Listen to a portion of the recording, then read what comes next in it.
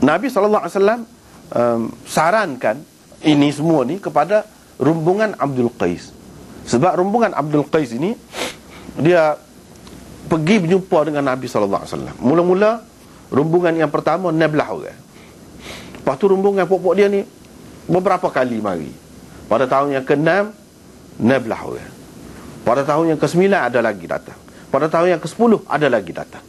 Dan pada kali yang selepas tu semakin ramailah. Ada yang menyebutkan sampai 40 orang. Ada yang menyebutkan sampai 80 orang pergi. Sekali pergi. Itu rombongan pokok dia. Dan pokok dia ni, Abdul Qais ni, dia di antara keistimewaan pokok dia ni, iaitu dia tak perai dengan Nabi SAW. Masuk Islam dengan sukarela. Itu kelebihan dia. Ramai juga masyarakat pada masa tu masuk Islam ni kena perai dulu, susah dululah dengan Nabi SAW. Dan dia menghina Nabi, mengejek Nabi, kata huduh macam-macam lah, menyakiti Nabi SAW. Akhirnya Islam juga. Tapi Islam pun dalam keadaan banyak menyesal, dalam keadaan terhina, sebab kemudiannya kena perai, kena tawan, kena gitu-gini, kena tebus, macam-macam lah yang berlaku. Itu maknanya Nabi SAW kata dalam hadis ini, selamat datang kepada rombongan ini. Mereka datang tidak dalam keadaan terhina, dan tidak dalam keadaan menyesal. Tak sesat. Sebab apa? Daripada awal lagi tak ada balah ke apa, tak ada. Dan dalam hadis Bukhari ini juga disebutkan Jumaat yang mula-mula didirikan selepas daripada di masjid Nabi SAW, iaitu di Juwasa. Juwasa di mana? Di Bahrain. Ni pokok ni Bahrain lah, ni lah. Kalau negeri kan, sebelah tu dekat tepi tu, apa ni orang panggil Teluk Parsi, tu Bahrain. Situ jauh mana pokok ni pergi. Tapi dia dapat tahu, dia pergi selidik, masuk Islam. Lepas tu dakwah senyap-senyap di kalangan dia, sehingga jadi ramai. Lepas tu pergi jumpa dengan Nabi, belajar, balik. Lepas tu orang lain pula pergi. Gitulah keadaan pokok ni. Dan memang hebat pokok ni. Berani. Berani dan pemurah orangnya. Hak lagu ni masuk Islam berguna benar. Dia pergi, sejarah dia ni, dari segi puak-puak Abdul Qais dia pergi, ketua dia namanya Al-Munzir, dan lebih dikenali dengan Al-Ashaj. Ashaj, pasal muka dia tu paru besar lah, jadi cacat dia tu, paru. Hudah orangnya tidak cantik, tidak menarik, ketua dia tu. Ceritanya mula-mula dia mau ni pergi Islam dah ni, puak dia Islam dah. Pergi nak berjumpa dengan Nabi SAW. Tak jumpa lagi, tak rajin jumpa. Sampai di masjid, puak dia tidak sabar lagi. Terjun turun daripada unta tu. Terjun turun pergi terkai jumpa dengan Nabi SAW. Siung tangan Nabi. Hak mana dakak tu dakak. Begitu keadaannya. Tapi ketua dia ni, Asyad ni, tidak gitu. Lain cara dia. Dia sapa depan masjid tu, sahabat-sahabat duduk tengoklah. Lain-lain anak buah ni hunggar pergi jumpa dengan Nabi. Dia tidak. Dia pecah baju dia, bubuh dalam satu bekas suku. Dia pun pergi mandi. Pergi mandi, pakai baju baru, pergi jumpa dengan Nabi SAW. Dia pun supaya orang lain-lain juga sayang pada Nabi SAW, rindu sangat nak jumpa, nak tengok. Lepas pada tu dia pun jumpa dengan Nabi, siung tangan ke apa. Nabi SAW pun tengok dia. Kamu ada dua keistimewaan, Nabi kata. Itu dia sebutkan. Dua keistimewaan. Iaitu sifat lembut, Nabi sebut. Dia ada tu, beralus, sifat penyantun dan bijaksana. Kamu ni bijak dan penyantun orangnya. Dia pun tanya, ketua dia tanya, sifat penyantun ni ada pada saya ni baru ke lama? Nabi SAW kata semula jadi. Asal lagi kamu lagu tu. Dia pun heran. Nabi SAW tahu. Lepas pada tu Nabi SAW tanyalah, bincang dengan popok dia, tanya macam mana tempat tu dia sebut. Popok dia kata, tempat tu gini-gini. Dia kata, macam mana Rasulullah SAW tahu? Banyak tempat ni serupa dengan duduk situ. Memang pun Nabi kata, aku pergi dah dulu menegar sana, kata dia. Mana Nabi ni menegar jauh dah pergi ni. Aku pergi, aku tahu situ, kata dia. Lepas pada tu Nabi SAW pun tengok dia tadi. Mula-mula tengok ketua dia tu kan, rupa dia tak comel. Nabi SAW kata, manusia ni dia sebut selalu, manusia ni kadang-kadang yang menarik dia bukan pada zahir dia, tetapi pada dua perkara dia. Dia ni istimewa dua perkara, lidah dia dan hati dia. Nabi sebut dua perkara. Hak ketua dia sana, lidah dia, percakapan dia tu memang bijak lah, membayangkan seorang yang bijak. Dan penyantun, dia sabar, dia boleh sabar, boleh kawal diri seperti tadi kan. Tidak lompat pergi, hunggar pergi, tak. Dia mandi dulu, pakai baju baru, gitu. Dan itu istimewa yang Nabi SAW sebut puak-puak dia ni. Lepas tu duduklah situ. Duduklah situ. Malik bin Al-Huwairith ni, dia sebut sini, Imam Bukhari sebut ni, adalah salah seorang daripada mereka. Hak pergi tu. Tapi dia bukan ketua. Dia cerita, Nabi SAW kata kepada kami, setelah 19 hari duduk dekat Nabi SAW. Nabi SAW pada masa tu tak ada asrama, tak ada apa kan. Orang selalu pergi jumpa dengan dia. Dia pun suruh duduk di rumah seorang sahabiah. Di situ Nabi SAW suruhlah sahabat-sahabat pakat-pakat jagalah. Dalam masa 19 hari duduk. Ada di antara mereka itu yang muda-muda. Nabi SAW tengok muka tu, dia kenal, dia tahu ni sudah rindu kepada keluarga ni. Tak apalah, baliklah kata dia, dan ajar mereka. Irji'u ila ahlikum fa'allimuhum. Kamu baliklah kepada ahli keluarga kamu dan ajarlah mereka. Hak tu hak Nabi SAW suruh. Nabi SAW kata kepada Abdul Qais ni bukan khusus dengan dia saja, orang lain pula begitu juga.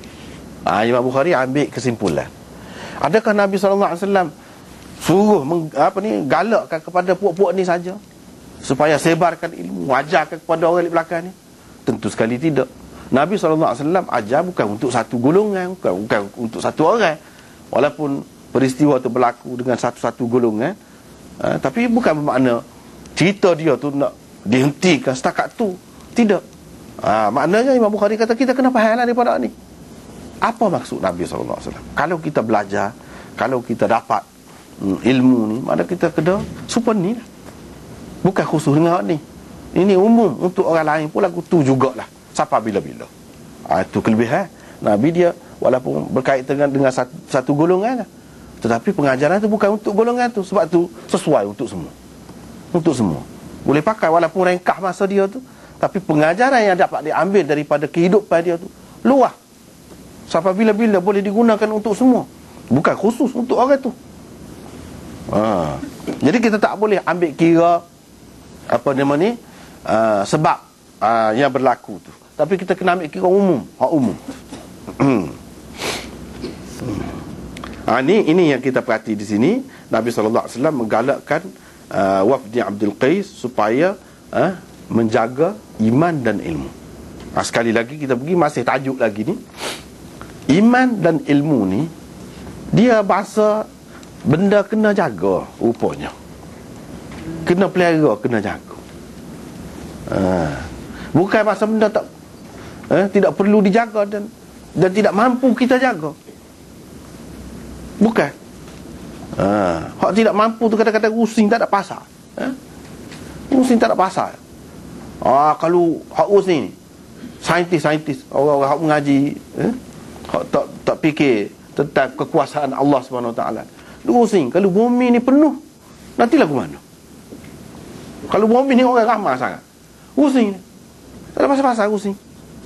Kalau bumi ni penuh. Dengan sebab tu dia fikir dah nak pergi cari planet lain. Tak ada pasal. Buat habis pitih. Alangkah baiknya kalau buat untuk faedah orang ramai ni. Untuk faedah orang ramai. Bukan makna tak boleh buat kajian tu, tapi atas dorongan itu tu tak kena tu. Pusing. Lepas tu duduk pusing. Kalau lah tarik bintang tu mari kena bumi ni lagu mana? Kalau lah gini-gini, hak di luar daripada kemampuan kita tu tak payah. Tapi kalau kita nak jaga alam ni, nak suruh jadi aman, nak suruh jadi molek, makmur, tidak jadi gempa bumi tak tu kalau kena jaga dalam kemampuan kita, hak tu memanglah disuruh. Sebab itu Nabi SAW dia tidak bui tebah kok se, tebang kok se, pokok ke apa tu, nak jaga hak tu lah. Itu dalam kemampuan. Tapi kalau hak di luar daripada kemampuan itu tak perlu. Kalau kita fikir pun habis masa. Benda hak tak boleh jaga. Kalau Tuhan nak buat jadi. Kau duk fikir tak? Nak jaga. Benda hak tidak perlu. Lagu mana? Kena ni kalau masyarakat pula. Kena berkenalan dulu kalau nak menikah. Baru kita kenal dia. Misalnya serupa lelaki perempuan pun serupa. Duk nak jaga benda tu padahal hanya ada jaminan kau kalau kenal pun boleh bahagia, tak bercerai. Ada jaminan. Belana hak bercerai tu hak berkenalan lah dulu. Kita dah jaga. Kita kena berkenalan dulu. Kalau tidak kita tak tahu, jadi kita tidak boleh bahagia. Kita melerak. Padahal kita tidak tahu jodoh tu Allah di tangan dia. Melerak sangat, kenal sangat, yakin dah tu. Kadang-kadang kita sibuk. Sebenarnya di sisi Allah tahu dah gu kita siapa dia. Gu kita kalau kita ada jodoh tak ke mana, dia akan jumpa. Tak payah sibuk. Kita duk sibuk benda tak ada faedah sampai melanggar hukum, sampai boleh dosa. Itu mana tak ada faedahnya. Duk jaga benda tak ada faedah tu. Hak jaga benda boleh jaga dan kena jaga, iaitu iman dan ilmu. Maknanya iman ni dia tidak serupa bangsa. Kalau bangsa tak payah jaga, jadi lagu mana pun tak kita bangsa tu. Kalau bangsa Melayu tersedut wayak lah. Gimana pun tersedut wayak lah. Kita jahat kau, kita baik kau, kita gapo kau dah, kita makan gapo, Melayu semacam. Tapi kalau iman ni, Islam ni tidak gitu. Dia boleh mari, dia boleh pergi. Boleh jadi kita kalau Islam orang panggil Muslim. Kalau tinggal Islam kafir. Tu lah. Boleh. Dia boleh hilang benda. Bila benda ni boleh hilang, kita kena jaga. Terutama benda ni benda yang berharga, benda yang mahal, benda yang menjamin kebahagiaan hidup dunia di akhirat. Dunia dan akhirat. Kena jaga benar-benar lah kat lagu ni. Lepas tu dia boleh susuk, dia boleh kurus, dia boleh malap iman ni. Dan dia boleh cerah, dia boleh segar, dia bertambah dan berkurang. Hak masa jenis ni kan kena jagalah ni. Kalau pokok kita kata anak suruh subur, lagu mana? Kena sirainya, hak perlu tu lah, kena bajanya, kena jaga. Kena jaga daripada binatang-binatang yang boleh mengancam dia, daripada serangga. Lagu tu lah iman. Masa jenis lagu tu. Sebab apa kena jaga? Sebab dia boleh dirampas, boleh diragu, boleh dirompok, boleh hilang, boleh semua tu. Ilmu pun lagu tu juga kena jaga. Kalau tidak jaga, dia boleh hilang. Kalau iman kena jaga tadi. Kena jaga, nak subuh-subuh dia, kena dapat cahaya matahari yang sesuai dengan dia, kena baja yang sesuai dengan dia, kena pagar kalau patut pagar. Susah tu. Kalau tanaman pun lagu tu, iman pun lagu tu juga. Sebab tu dia ada ancaman daripada dalam, kadang-kadang ancaman daripada luar yang mengganggu iman ini. Jadi ada orang masuk Kristian, wala'iyadzubillah, padahal dia tahu. Buat kau dia tu jahil, tak tahu hak ada dalam tangan dia tu gapo. Mata dia tahu. Nampak sinar sana tu kaca tu dia pilih tu. Buat kau dia tak tahu. Gapo dia hak ada di tangan dia tu. Itulah malangnya. Tetapi jarang berlaku begitu kan. Hak biasanya orang masuk Islam, kalau ada ilmu sikit dia tak akan jadi gitu. Ini sebab tak ada ilmu, boleh jadi iman tergadah. Yang mengganggu iman, mengancam iman tu macam-macam lah tadi. Daripada dalam, daripada luar, macam-macam. Nak menyuburkan ilmu, nak menyuburkan iman dengan cara ibadat, dengan cara amal soleh, gapo tu seperti yang kita sudah bincang dah dulu dalam bab iman dulu. Ilmu lagu tu juga. Tidak kata belajar kat sudah selesai lah. Mari dengar hari ni sudah selesai. Tidak gitu. Kalau nak boleh ilmu sungguh, dia tidak gitu. Dia kena lebih lagi. Dia kena lebih lagi. Dia kena berterusan. Kalau orang umum ni, orang ramai ni, dia kena berterusan dengan sokmo, tak ada putus dengan majlis ilmu tu. Kena ada hubungan dengan ahli ilmu sokmo. Sebab apa? Sebab kita tak boleh nak rujuk sendiri. Kepada hak mengaji, hak pandai dah pun, dia tak boleh juga.